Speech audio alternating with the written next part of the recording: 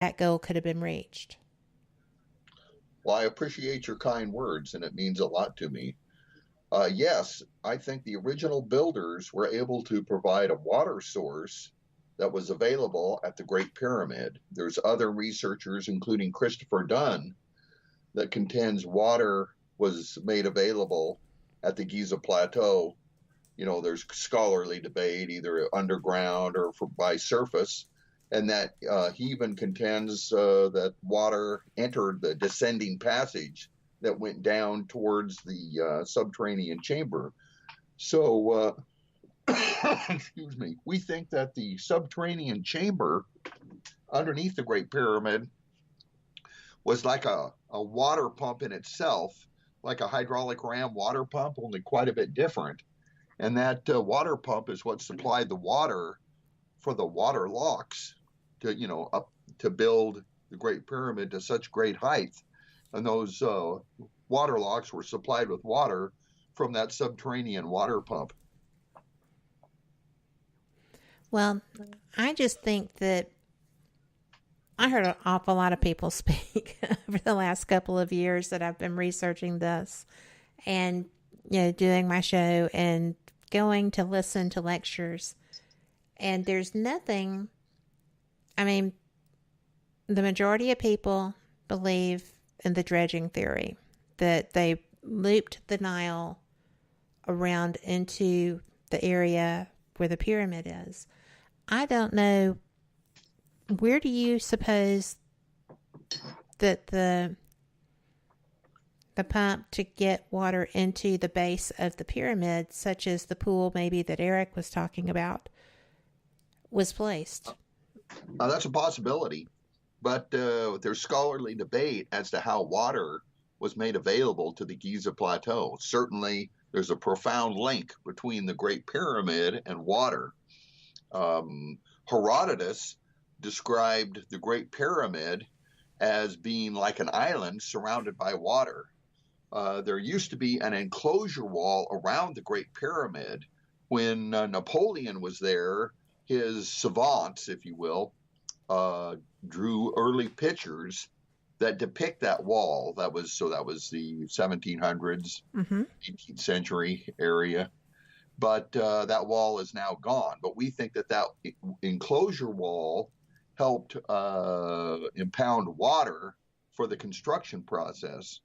And then Sir Flanders Petrie, an early Egyptologist, he found Nile earth inside the Great Pyramid, which is sediment. And there's a host of other pieces of evidence that indicates water was associated with the Great Pyramid. But some say the ancient Lake Maurice supplied water to the Great Pyramid. Other people contend that water was from a subterranean source. So, the Sphinx is eroded with water, and there's other water-related features on the Giza Plateau. That just amazes me. So few people even have this conversation, much less get as involved in the research and development that you're doing, trying to recreate these technologies. Yes. What is your motivation for that?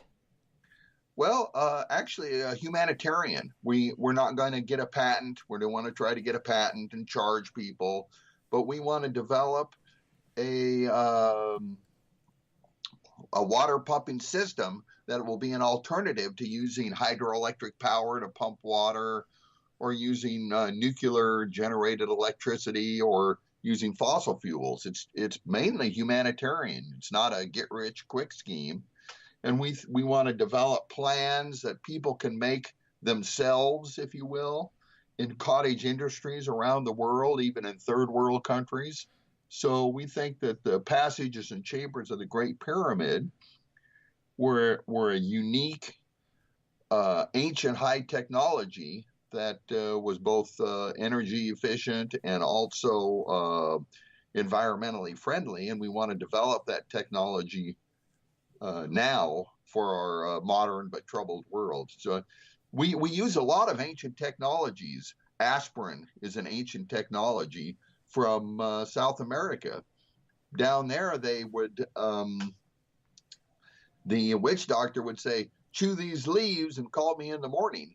But the leaves contained what we have synthesized as aspirin. So there's a lot of medical ancient technologies in Egypt. They did birth control, they did C-sections. So all these are ancient technologies that we're actually familiar with. But this Great Pyramid was infrastructure that helped the people that built it, had a huge return on investment, and we think that that technology would have a value in today's world where we have centralized energy production, but we want to decentralize the production of energy. Interesting. When you talk about the prosperity, when we come back from this break, I would like to discuss the rise of some of the kingdoms there and how this may be relevant to that. But that being said, we will be back in 3 minutes. Y'all come right back.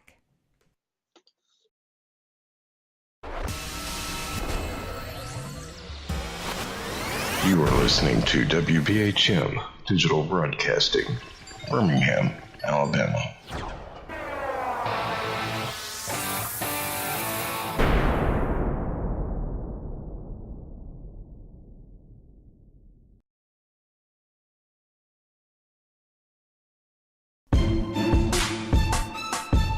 You are listening to WBHM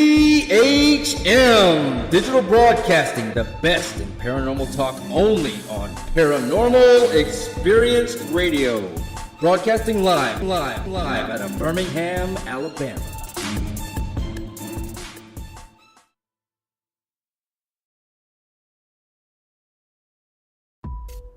Since 1948, Fate Magazine has brought you reports of the strange and unknown, all of them true. Fate Radio is carrying on that tradition, bringing you the unusual, macabre, strange, and bizarre. Join host Kat Hobson Sunday nights from 8 to 10 p.m. Eastern on WBHM Digital Broadcasting.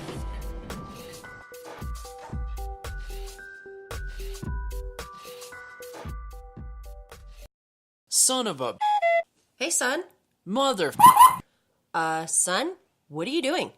Hey, Mom. I'm getting ready to listen to Periscope Uncensored. By expanding your vocabulary. Well, it is uncensored. Son, the uncensored part of Periscope Uncensored is Jax and I getting down to brass tacks with all aspects of the paranormal. There's no fluff on our show. So, no off-color commentary? I didn't say that. Awesome! Son? I just hit my head. Oh boy, I'll go get you an ice pack. Catch Periscope Uncensored Thursday nights at 9 p.m. Eastern, only on WBHM Digital Broadcasting.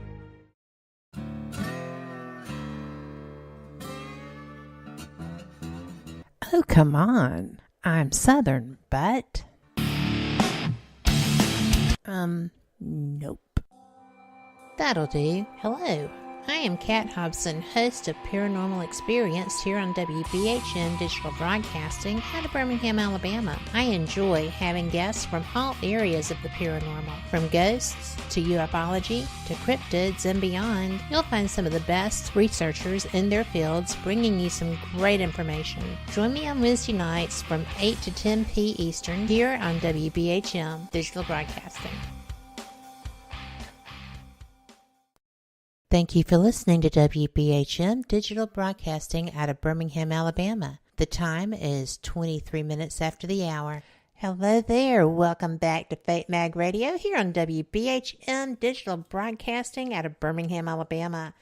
I'm Kat Hobson, your host, with my guest Stephen Myers, and we were discussing the prosperity side of the Great Pyramid water pump, and not just prosperity for individuals, but prosperity for society as a whole. Right, Stephen? Oh, that is correct. That's what we think the Great Pyramid was infrastructure. Just like in the United States, we build huge hydroelectric dams.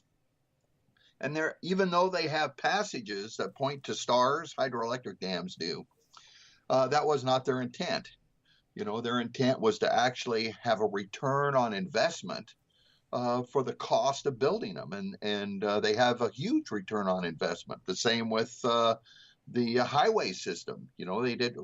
We built them not because the roads are in alignment with something, but we did it because there's a huge return on investment for our civilization. That's where our wealth comes from, our power grids and all of that. So that's why people in the first world, especially the United States, are inundated by prosperity. We just are just so used to it.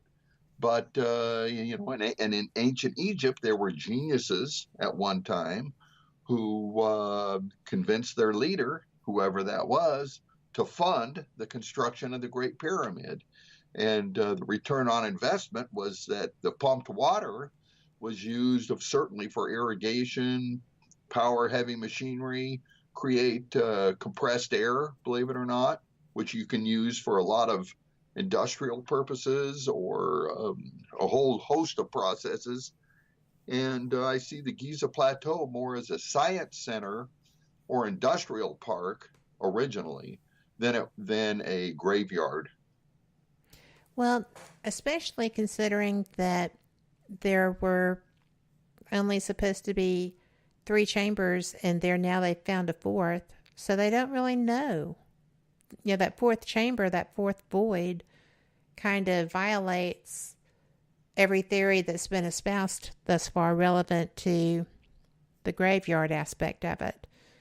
Also, when I was sharing our video yesterday in our show, I kind of tongue-in-cheek thanked Ancient Aliens for promoting our show, because Giorgio and Rami, who had mentioned the papyrus that he had from the foreman of the pyramid builders, were in the pyramid looking for this void, trying to find out what was going on. And Giorgio even noted that while most of the pyramids had hieroglyphics through them, the walkway they were going through did not. And that the Great Pyramid really lacks the hieroglyphics that the others have. And yes, that's correct. I found that to be an interesting thing, given that I knew I was going to be talking to you tonight. And I would have liked to have been able to pick up the phone and say, "Yo, Giorgio, why don't you dial in, dude?" Because I thought that would have just been such a fantastic conversation, because he's always so interested in everything. And I know he has to have read your books. I know that he is very well aware of everything, because he just loves everything. He loves to learn. And, cool. Mm-hmm. But he was pointing out differences that you're aware of as well, that makes one wonder what exactly was the purpose of this structure. Right. If you see pictures of temples and where King Tut was buried and all of the valley of the where all the tombs are, the Valley of the Kings. Yes, Valley of the Kings. They're all covered with hieroglyphics and writing and pictographs and all of that, all over everything, all the temples, the columns. But the Great Pyramid has no formal writing inside of it at all. So I find that interesting too. So either they were built by different civilizations or they had very different purposes. It's interesting that a car engine inside the cylinders, they don't have any writing in there because it's a machine. You don't need any writing inside there. You don't intend someone to be there. Yes. Yeah, you don't need any writing inside of it. So it's not a tomb, certainly, and there is some contention that there is a 4th void above the Grand Gallery, if you will. We've all seen the pictures on the internet and Facebook, and that void was supposedly discovered by a scan, but some of the scans of the Great Pyramid have produced contradictory results. The scan Yes. before